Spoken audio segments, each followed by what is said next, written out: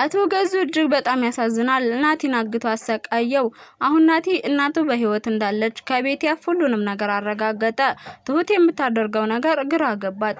ትሁትን አንቺ ክፉ ነሽ ለምን አልነገርሽኝም እያለ በሚለምንበት ሰዓት እንግዲህ ቤቲን ቅረባት ብላ መክራው ነበረ። ናቲ ደግሞ ቤቲን በደንብ በመቅረብና ያለውን ነገር ከሷ ጋር የምትፈልገውን ነገር በማድረግም ቤቲ ሁሉንም ስለ እናቱና ስለ አባቱ እንድትነግረው አደረገ። በዚህ ሰዓት ቤቲ ሁሉንም ለሱ እንደነገረችው ሲያቅም እናቴን የት ነው የደበቃችኋት? ግርግር እንዳትፈጥር እኔ ያሳያለሁ አለችው። ቤቲም እናቱ የታገተችበትን ክላስ አሳየችው። በዚህ ሰዓት እዛ ክላስ በገባበት ሰዓት አቶ ገዙ ተከትሎት ናቲን የመጨረሻ ሽጉጥ ደቅኖ አሰቃየው። አሁን ላይ እናቱን ሳያገኝ ናቲ ትልቅ ወጥመድ ውስጥ ገባ በገዙ እጅ። አሁን ላይ ቤቲም ላይ አቶ ገዙ አመለካከቱ ከባድ ሆነ። የገዛ ልጄን ፈልገሽ እኔንና ሚስጥሬን አሳልፈሽ ሰጠሽ ማለት ነው ሲላትም እሷም ገዙ ተረዳኝ ምንም ያደረኩት ነገር የለም ብትለውም በፍጹም ምንም የምረዳሽ ነገር የለኝም ይችኛዋን ሰራተኛ አንቺ ተናግረሻል እያልኩኝ ያሰቃያታለሁኝ ለካ ዋነኛዋ ጠላት አንቺ ነሽ በማለትም ቤቲ ላይ ጥላቻውን ቀጠለ። እኔም መንካት ምን እንደሆነ አሳይሻለሁ ቤቲ በማለትም እንግዲህ ቤቲንም የመጨረሻ መጥፎ አመለካከቱንና እንዲሁም ደግሞ እንደሚያሰቃያትም ነገራት። ትሁቴ ናቲ ታግቶ ስታይ የምትሆነው ግራ ገባት። እባክህን ጋሼ ልቀቀው ይቅር በለው ተወው ብትልም በፍጹም የሚተወው ወይም ደግሞ ርህራሄ የሚደረግለት አይደለም ማለት እባክህን ብትልም በፍጹም ይሄ ሊሆን አይችልም ሲላትም የምታደርገው ነገር በሙሉ ግራ ገባት። ቤቲ የመጨረሻ ትልቅ ወጥመድ ውስጥ እንደገባችም አሁን ላይ ታወቃት። ገዙ ምን አይነት ሰው እንደሆነ ድሮም ነግሬህ ነበረ ናቲ ትልቅ ችግር ውስጥ ከተኸኛል በማለትም ናቲን አሁን ላይ እየተጨቃጨቀች ብትገኝም ሁለታቸውም ያቶ ገዙ የችግራቸው ሰለባ ሆኖ ተገኙ። ሰላም ውድና የተከበራችሁ የቻናል ቤተሰቦች እንዴት ናችሁልኝ?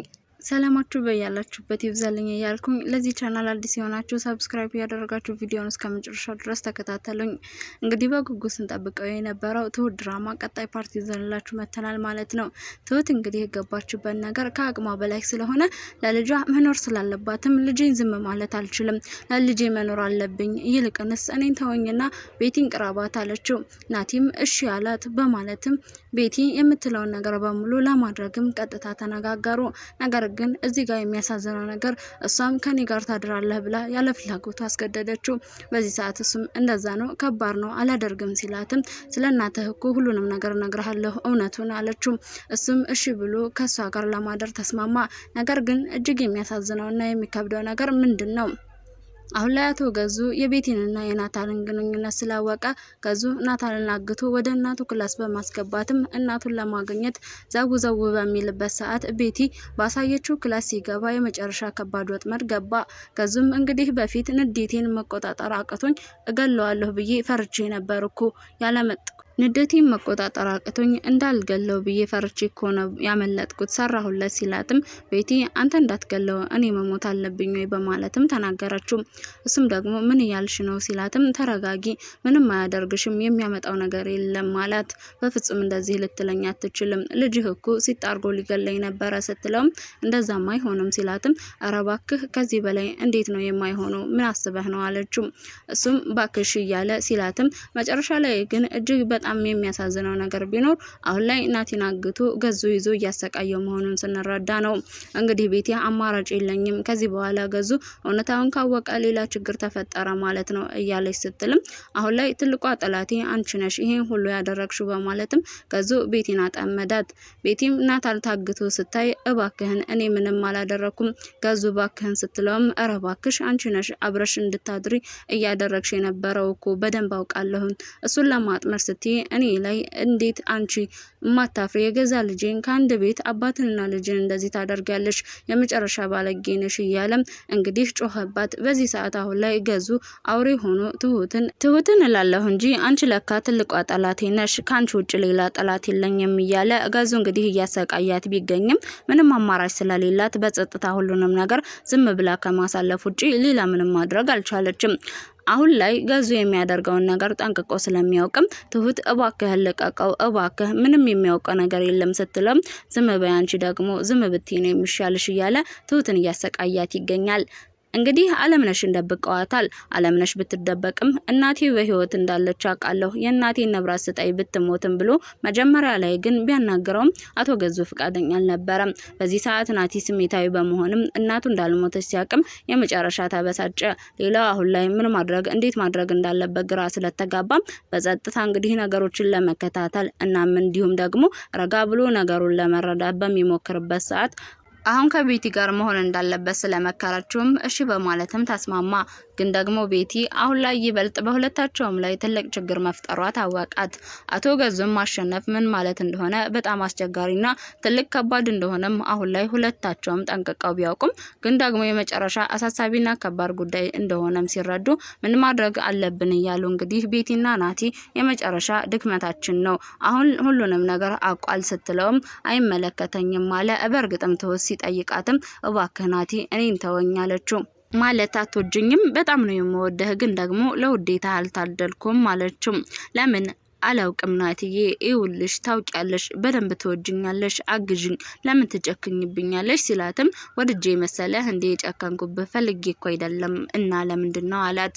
ይውልሽ እውነታውን ንገሪኝ፣ ምንም የሚያስፈራ ነገር የለም። ይውልህ ናትዬ፣ የኔ መኖር የሚያጓጓቸው ብዙ ሰዎች አሉ፣ ስለዚህ ለነሱ ስል መኖር አለብኝ፣ እባክህን ስትለውም እና መኖሩን መርጠሽ ሚስኪን ሰው ላይ መፍረድን ቻልሽበት፣ ጨከንሽበት በቃ በማለትም ጥሏት ሄደ። በዚህ ሰዓት ናቲ እባክህን ናትዬ ቤቲን ቅረባት፣ ቤቲ ስለ እናትህ በደንብ ታውቃለች፣ በቃ የምትለውን አይነት ሰው ሁንላት፣ ከዛ በኋላ የምትፈልገውን ነገር ታገኛለህ ከሷ አለችው። እንዴት ነው የምቀርባት? በቃ ቅረባት፣ እኔ ምንም ላረግልህ አልችልም፣ ምንም ጥያቄ አትጠይቀኝ አለችው። እሺ በማለትም ከቤቲ ጋር እንግዲህ ሄዶ እየጠጣን እናውራ አለችው። ከዛ በፊት ግን ትሁቴ ለቤቲ ምክር መከረቻትና ናቲን የምትወጂው ከሆነ በጣም የምታፈቅሪ ከሆነ ውለታ ዋይለት፣ በዚያ ሰዓት ውለታሽን ደግሞ አይረሳም፣ የራስሽ ታረጊዋለሽ እኮ። እንዴት ናቲን አሳልፈሽ እየሰጠሽ ነው አለቻት። አዎ አትወጂውም አለቻት። በጣም ወደዋለሁ፣ ግን ደግሞ ምንም ማድረግ አልቻልኩም አለቻት። ለልጄ ስል መኖር አለብኝ አለቻት። ስለዚህ ልጄ የሆነ ነገር እንድትሆንብኝ አልፈልግም፣ ለልጄ ስል ነው፣ ደብቄም አይደለም፣ የምደብቅበት ምክንያት የለኝም፣ በልጄ ኮራለሁ እንጂ አላፍርባትም። በጣም የምታሳሳና ውብ ልጅ ናት ያለችኝ፣ ግን ደግሞ ልጅ አለኝ ብዬ አይደለም ለሰው መናገር ይቅርና ለራሴ እፈራለሁ። ለምን ብትይኝ እንደዚህ አውሬ ሰዎች በልጄ በኩል እንዲመጡብኝ ስለማልፈልግ አለቻት። በለው እንደዛ ነው ነገሩ እና ናቲን አሳልፈሽ እየሰጠሽ ነው አለቻት። አዎ እንደዛ ነው ነገሩ፣ ምን አርጌ ነው እሱን የራሴ ሁን የምለው አለቻት። እሱንማ የሚፈልገውን አይነት ሰው ሁኝለት፣ ቤቲ አግዡ፣ እርጁ፣ በቃ ያን ጊዜ የራስሽ ታደርጊዋለሽ፣ ውለታሽን ታሳይዋለሽ፣ አለቀ በቃ። ውለታ ስለዋልሽለት የትም ጥሎሽ አይሄድም አለቻት። በዚህ ሰዓት እሞክራለሁ በማለትም ቤቲ ከናታን ጋር ሄደች። ናቲን ስለ እናቱ አወራሃለሁ ከማለቷ በፊት እናውራ አለችው።